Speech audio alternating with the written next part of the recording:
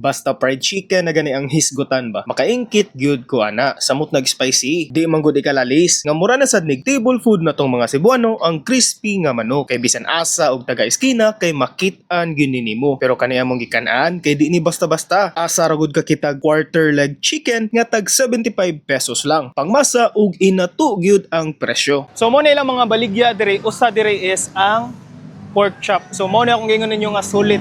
Look at this. Perteng dagkua sa ilang pork chop and this is only 55 pesos lang. And syempre ang pinaka-highlight ang manok. Look at that. This is actually quarter leg. And do you know that this is only 75 pesos lang.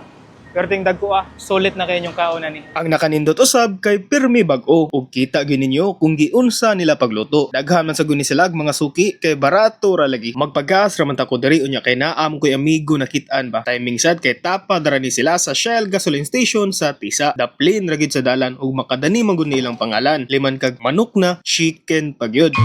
Unya kay dagko ug barato man nila mga manok aw i-content na lang tani para pud na amoy idea kung makaagi mo dinhi. Samot gyud kagan na imong kaon ani ilang upat ka klase nga sauces. Labaw na nga nag-offer ni sila og only rice. Automatic iligo gyud ni sa gravy ang kanon. Kung ganahan sad mog spicy kay pwede kay napabisbisan ani ilang chili powder. Iwasan pa sa dynamite aw almoranas gyud inig ugma ani ba. Binuang rana ha, ang maistorya rana ko diri kay sulit ug makatagbaw gyud. Nasa din ni sila isutanghon pero wa na namo natilawan kay busog na kaayo mi. Ug ako na lang sang gi-take outan akong asawa para makatilaw sad ba. Naa sa ni sila lain branches. I-check na lang sa ilang page ha.